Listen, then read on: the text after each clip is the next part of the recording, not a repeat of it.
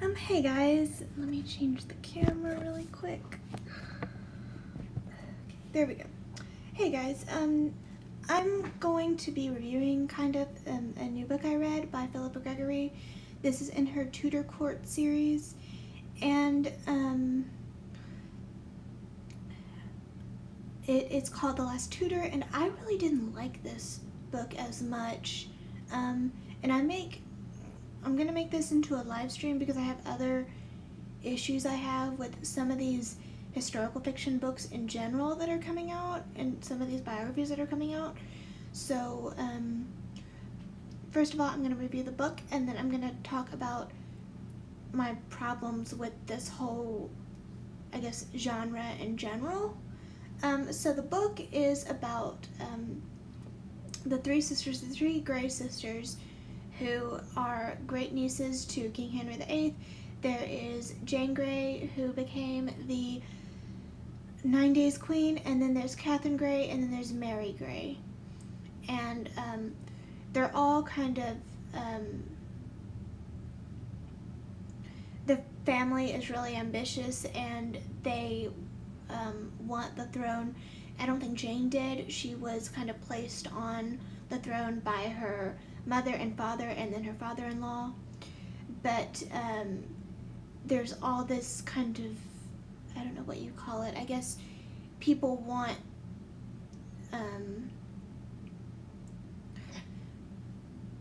they want the Grey sister to take the throne because they're the Protestant heirs. Now what ticks me off is in this book, Jane Grey isn't there for very long. She's in part 1, and part 1 is not very long, and it starts off with Jane Grey, and then and then of course she dies, and then it goes on to Catherine Grey, and then she dies, and then it ends with Mary Grey. And there really isn't a lot going on, or there's more going on around them, and this seems to be a theme in a lot of these newer historical fiction novels that talk about women in this time period. And this is not a good book. I wasn't even going to review it, but this is part of the Tudor Court series, and I have a playlist dedicated to that, so I decided to review it. I would have liked to see more about Jane Grey and kind of Philippa Gregory's take on it, because Alison Weir did a book, and then excuse me, and then I would have liked to see Philippa Gregory's take on it, but we didn't really get that. We just got, and I'm going to be perfectly honest, I don't think she likes the Tudors very much because of the way that they're portrayed.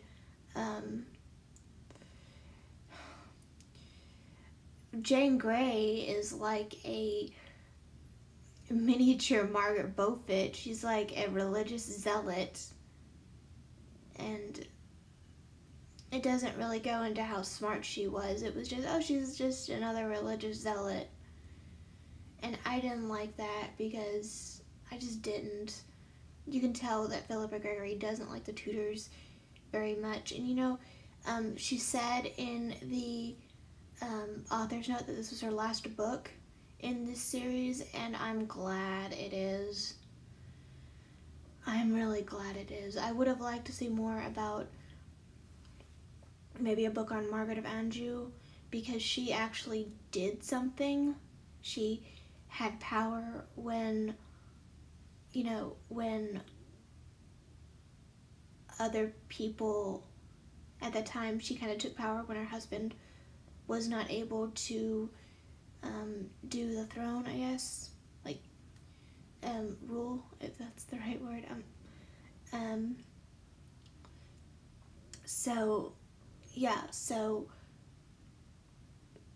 I didn't like that at all because this wasn't my favorite book by her. And there's really not a lot to say. There's not a lot going on. and this is probably one of my least favorite books in the series. And I would have liked to see something else, another character another character instead of the Jane girls, because they didn't really do anything really of that importance. And even Philippa Gregory says that it's like, then why'd you write about her? Why'd you write about Mary Grey? That's kind of ridiculous. Now here's where I'm going to get into my ranting about this sort of thing in general. I think a lot of women writers now, they want to write about these women in history. Let's give them a new voice, because, you know, they were not given a voice. But here's the thing. It was at a different time, and I'm not saying I agree with this at all, but this was at a different time, and women didn't do anything, really, during this time. They really didn't do anything. They were supposed to shut up and produce children, and, you know, if they died, that was their own darn fault. They shouldn't have been born a woman. That was what people thought in those days. And you have these women like Alison Weir, like Philippa Gregory, talking about these women and saying how great they were and look how wonderful they are. And it's like, I hate to break it to you, these women didn't really do anything. Especially, I don't think people know a lot about Catherine Grey or Mary Grey. I sure as heck didn't. They really didn't do a lot. These women didn't do a lot. Now there are some women that did a lot, like the reigning queens. Elizabeth, she reigned, you know, at that time. She gained power when women really didn't. And then Catherine of Aragon, everyone knows about her. She did all this stuff. And Isabel of Spain, Isabel I of Spain did, you know, she did a lot of horrible things, but she was known for what she did. But some of these women didn't do anything.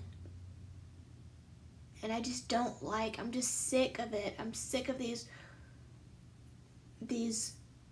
authors talking about basically obscure women, and they're obscure. They didn't do anything. And, oh, let's write about them. It's like they didn't do anything. And it just frustrates me.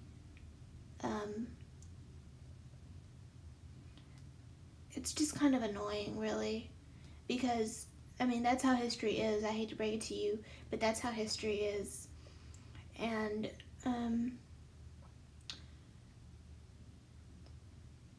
I'm just sick of this whole thing. Now, once you get into certain other parts, women did do a lot more. Like, once you get into certain time periods, women did do a lot more. They weren't seen as anything. I know in the Victorian era. I didn't realize this until I watched a documentary on it. The women, once you got married in Victorian England, you were basically nothing. You didn't exist. As far as like records and things, and I know a lot of women use that to their advantage. This one, I can't think of her name. I'm sorry, I can't think of her name, but apparently, she was a really famous author, and once she got married, she was just nothing, and her husband treated her very badly, and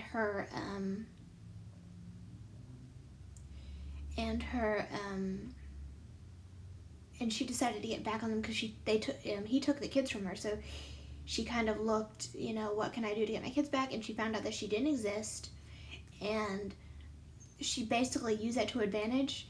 And she racked up some debts for her husband because they came knocking on his door. The debt people, I can't think of what they're called. someone tell me in the comment section, the debt, oh gosh, would that be a bounty hunter? I don't know. The people that collected debts, they came knocking on his door and he had to pay it because, you know, again, she doesn't exist. She's a nobody. So she kind of used that as her advantage. But not until recently, women, I guess, I don't know when it was, but in society for the longest time, especially in the time that Philippa Gregory is writing, women didn't really, there was only a handful of women that really did something, and trying to give a voice to these women that aren't really even in the records is not, you know, it's not good, I guess. It's not, it's kind of boring, and it's just frustrating to me. I don't know why it's frustrating to me, I guess because these women didn't do anything. And it's kind of not good to, it's not being, I guess, honest. Well, she's not saying they did anything, but it's like for me, it's like, well, they didn't do anything, so why are you writing about them? And I had the same issue, and I think I mentioned it in the Elizabeth of York book I did by Philippa Gregory. Ooh, that's fighting words. By Alison Weir. Elizabeth of York didn't do anything, and you're writing about her. You're writing a whole biography about her, but of course there's nothing really to write, so you're writing about things that that go on around her. And it's like, well, why are you doing this? And I'm not saying I agree with what happened. I'm not saying that at all, but I'm just saying that's the truth. That's you can look up in history book. They believed the Bible 100%, and the Bible says that women are lower than men.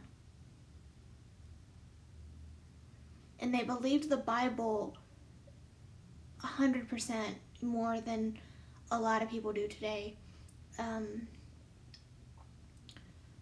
But I don't know, I'm just sick of these authors that just try and kind of tweak history, I guess. I don't know what it is. Now, there's some books you could write, novels that you could write about women in history. You could write tons about Queen Victoria, and you could probably write about tons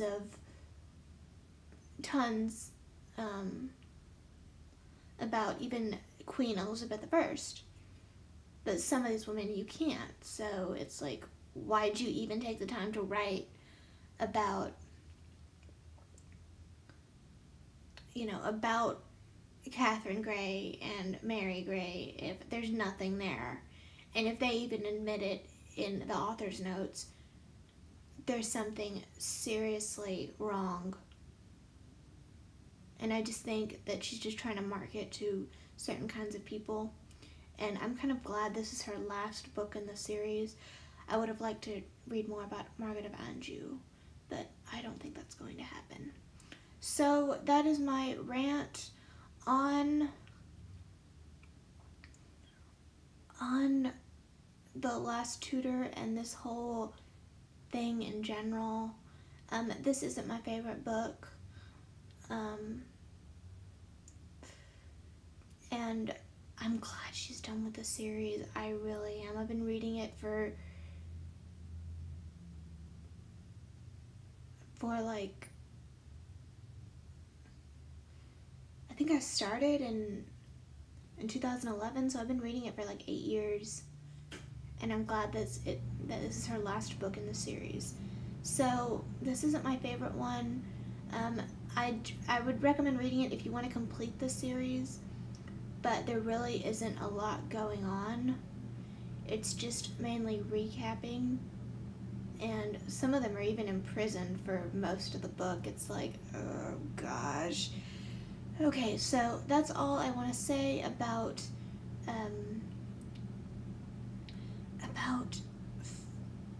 this book. I know I did a lot of ranting, but this wasn't my favorite, and I'm just sick of these women authors doing what they're doing. So, I hope you enjoyed this live stream, and leave your comments down below. I want to hear what you guys think about it. So, bye.